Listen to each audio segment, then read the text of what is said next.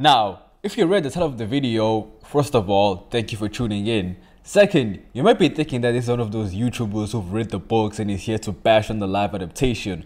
Well, I'd like to tell you, hypothetical viewer, that I haven't even read any of the books. So I was going into this telenovela blindfolded. With all the anticipation and social media praise, I decided to watch it. And 40 episodes later, it's safe to say that, yup, it was pretty much a disaster. So basically the plot goes like this. We meet our protagonist, uHlomu, who's a journalist that just so happens to be living with her boyfriend, Usandile, who's the most two-dimensional character I've ever seen. He's basically a doctor that's always busy. And that's about it. Why is he always busy? We don't know. The show doesn't really go that deep as to why he's always busy. The events of the show don't even take place during a pandemic, so there's no excuse for him to be always busy and not be there for uHlomu. It's almost like the writers themselves didn't know what to do with him. All that being said, enter uMqhele, a taxi driver that sweeps her off her feet with an ice cream date. With Usandile's absence and uMqhele's persistence, they end up sharing a kiss while Usandile is in the kitchen, and from that moment I was like, she belongs to the streets. Like, I don't understand if they were in a long distance relationship and uMqhele is there to fill in the void, but under the same roof, since we live all about it. uMqhele isn't all charming as he portrays, as he pulls heists alongside his 5 brothers, uNkosana, uKhawe, uNqoba, uSambulu, from time to time. Their recent heist catches the eye of Hlomu's workplace and she's asked to investigate. Okay, we all kind of see where this is going, right? uZulu have a run-in with uMajola and casualties are involved. uMajola, wanting revenge, demanded uNkosana, who's the oldest brother, bring forth one of his own brothers to be killed, you know, like an eye for an eye.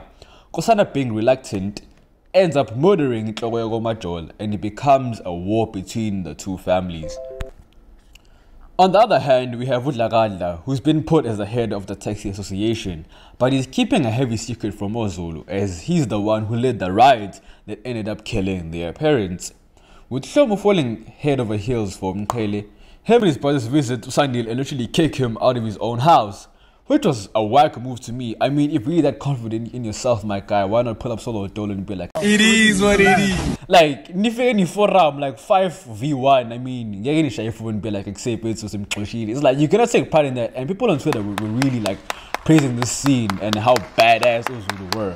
But it's just a whack. If uMqhele ain't saying accept it, so he's the ish, then bruh, like, it is what it is. Nonetheless, uHlomu doesn't question any of this. I mean, you come back to your boyfriend only to find out that your new supposed lover evicted him and you're simply like, why not?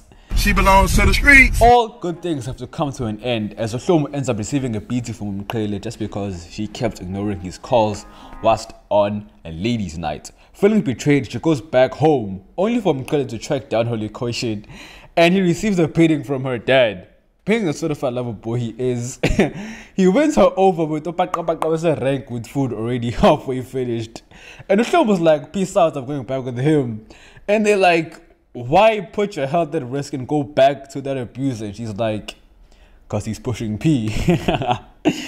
While all of this is happening, uMajola set up uZulu as their heist gets jeopardized, causing Umpande, one of the bros, to be injured. Fast forward, and uHlomu is now living with uZulu as a full-time nanny to kids she doesn't even know. Khawe, one of the bros, seeing that she's been injured, asks what's wrong, and she plays it off and she's like, don't tell me that uMqhele beat you, because he has like a Mike Tyson track record of beating up what he calls his significant others. And she's like, let's keep this between us. Fast forward, the lobola negotiations are happening, and Hlomu's parents aren't as pleased with her decision. On one hand, we have Usandile, who basically makes a fool out of himself with his doctor's salary, as those who pretty much flex as how wealthy they are. Fast forward, it's time for the wedding, and Hlomu's boss, uLax, reveals to her that the heist that she's been intended to investigate is linked to the Zulu brothers. Being afraid, she locks herself up, but uMqhele busts the door open and there's a huge confrontation. The brothers, feeling threatened for her knowing so much, decide to kill her then and there. But uMqhele is like, chill, she's not gonna snitch. She's one of us. The wedding is basically cancelled, but last minute, she puts on the wedding gown and they get married. Why, you ask? Because uMqhele is pushing P. We then get a flashback to when uZulu were kids and how their parents ended up getting murdered. which should have been played at the earlier episodes if I'm being honest. Plus, it kind of felt weird because now uZulu are the one who are driving the plot and uHlomu has now become a side character on her own show. To introduce uHlomu properly into the fam, they decided to revisit their old home in Mbuba, where they met with controversy as their father was terrorizing the village back in the day. Being denied access to rebuild their burnt down home, uMajola helped them find grace within the council and they rebuilt their home, only for them to plot against uZulu, obviously. The Zulu wedding arrives, and Hlomu's father hands her back imali lobo just in case shit hits the fan in her marriage. She can finally escape with no worries.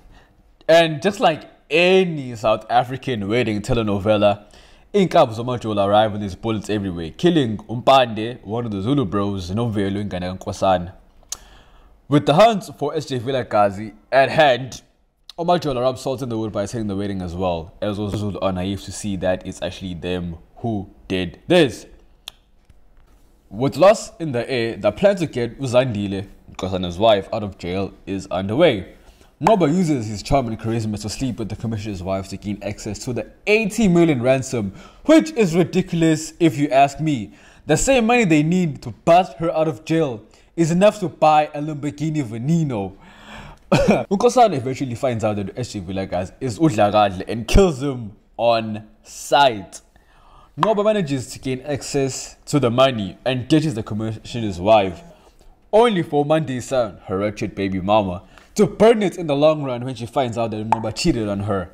Side note, uMqele ends up beating up uHlomu, who's just found out that she's pregnant, once again as she ignored his calls as she was celebrating once more with her friends.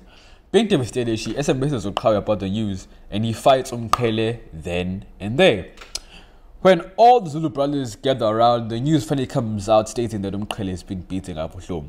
And as punishment, they all beat him up. Meanwhile, uHlomu heads over to Sandile's place as a token of appreciation, as he's the doctor that was assigned to take care of her bruises, coincidentally. And they eventually sleep together for the first time in like 7 years, only for uMqele to see them kissing in the morning. Omandis eventually ends up killing the commissioner's wife as payback. To free uZandile out of jail, the commissioner now just wants his wife back. Instead of an eye for an eye, it's more like a wife for a wife. uMqele, on some James Bondish, visits uZandile only for him to forcefully convince uZandile to hang himself. And uZandile actually agrees without putting up a fight. Like, Imam, just think of it, like, this nigga pulls up to your house and tells you to hang yourself. And you literally do it without even putting up a fight. Like, honestly, uZandile is one of the most badly written characters. Like, how do you go out like a chump, my guy? Hlomu, devastated by Sandile's death, tells the bodies about the miscarriage, but they put it to a halt as now it's time to bust uZandile out of jail. While there's a prison break happening on the other hand, uQhawe and Hlomu are on some 50 Shades type of ish on this side, lamenting on how she should have chosen him the first time they met. Now, what I liked about uHlomu is the cast. Although the plot is badly written, the strongest point with this telenovela is the cast itself. Every actor embodies their specific character to the fullest. Mbalenhle feels right as uHlomu. I mean, she's beautiful and she really brings depth to her character by executing any emotions he's undergoing at the time perfectly. Plus, seeing a new face as the lead is honestly refreshing. Ubongo Khoza brought uMqele to life, from the demeanor to showcasing various emotions with each scene. He makes you despise his character, and that just shows the brilliance of his acting. Umondli Makwabe's Nkosana is the perfect fit as well. He really embodies the big brother role alongside Abdul Khoza as uNqoba, who, in my opinion, arguably has the best performance throughout the entire show. Whenever he's on screen, you can't help but just feel something, either it be laughter, sadness, remorse, etc. His charisma is just entertaining. Plus, you can tell that he's really enjoying his character. Another thing that I also liked about this telenovela is the aesthetics. You can really tell they were given a hefty budget. Stained Glass Productions really outdid themselves. From the color grading to the editing, it looks expensive. Comparing it to other telenovelas like The Queen, Uzalo, Gomorrah, you can really tell ukuthi the wife is in its own league when it comes to the cinematography, and that's one thing that I truly appreciated about the entire set. One of my biggest gripes with this telenovela is uHlomu herself. 40 episodes later, I still feel as if like I don't know her as a character. The logline says that she is an ambitious journalist, but we don't get to see any of that ambition. Like, what does journalism mean to her? Why is she the best journalist at her workplace? Why is she willing to put aside her career and marry into a family of crooks she's been intended to investigate? Like, all of these questions are vital to her character and us as the audience as well. How can we as the audience empathize, let alone root for her, when the writers are basically telling us that she's this and that without showing us? To be honest, I don't care about Hlomu's well-being, which feels odd, because we as the audience view everything through her eyes. We don't care necessarily about the other characters. The one person we should truly care about is uHlomu. The reason why we tuned in to the first episode was because of her. There is no show without uHlomu, but the writers aren't doing her justice. She just comes off as cheap and has loose morals. I mean, she let him clearly take her virginity within a couple of episodes just because she wanted him to. She legit handed him on a silver platter over Sandile, who she's been with for like 7 years. She belongs to the streets. Later, she ends up sleeping with Sandile because I guess the writers wanted her to. I mean, all he did was treat her wounds, watched her while she was sleeping like a creep, and took her on one date. I mean, wasn't she convinced that she's through with him and told him to his face that they're over and done with?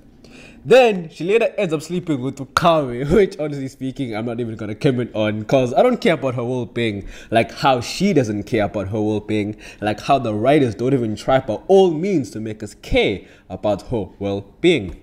Hlomu makes dumb and irrational decisions that aren't backed up by any motives. I had to keep on saying that Umkhele is pushing P as a joke because we don't get to understand her thought process, and the writers don't seem to know either.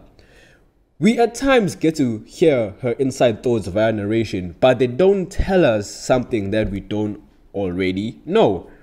We're told that she's the best journalist at her workplace, so you'd expect her to be intelligent, resourceful, ethical, quick on her feet, professional, etc.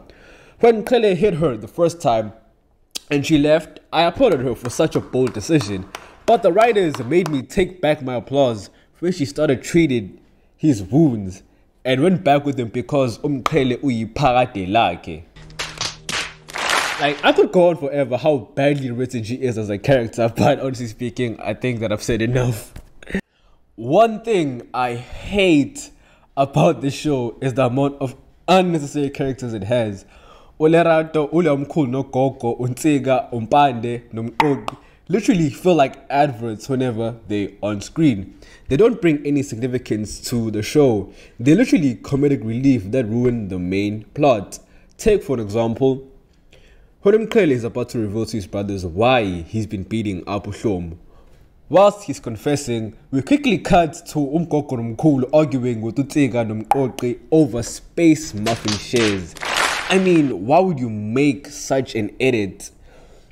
I mean, Umkhele's revelation is a key moment not only to the story, but also to us as the audience, as we get to travel into his troubled mind and understand the root cause of all his anger and frustrations. Like, we don't need a quick laugh every 5 minutes, especially when a pinnacle scene is at hand. Let a scene be serious if it's serious. Another thing that is undermined is Ulanga. Like, he doesn't bring much to the table. You can remove him from the plot and the story wouldn't be massively impacted. Which is sad because it's a breakthrough for Olinda Majola, but the show could have done without his character if we're being honest with ourselves. The Zulu brothers could have also been cut down like I mentioned earlier. There's 7 of them, but only 4 are integral to the story. They easily could have been Unkosana, Umkhele, Ungoba, Nokawe only, and the story would have made perfect sense. Usambulo is lost potential because Usipho Ndlovu is honestly a talented actor, but the writers honestly don't know what to do or handle his character. One of the frustrating aspects about this telenovela is the pacing. everything just happened so quickly. Like one episode kuyalotsholwa, next episode sekumshado, next episode sekumncwabo. I mean, where are the writers rushing to? I heard that they're planning on making like 100 plus episodes, but how are you going to reach those episodes if you're just giving us highlights? Matter of fact, that's what this telenovela feels like. Highlights. It's almost as if the writers just read a summary of the actual book, pitched it to Showmax, and they were given a budget, and here we are. I've never read the books, but I'd swear that there's a lot missing from this telenovela. The writers truly sacrificed plenty of character for plot, hence there's a loss of substance.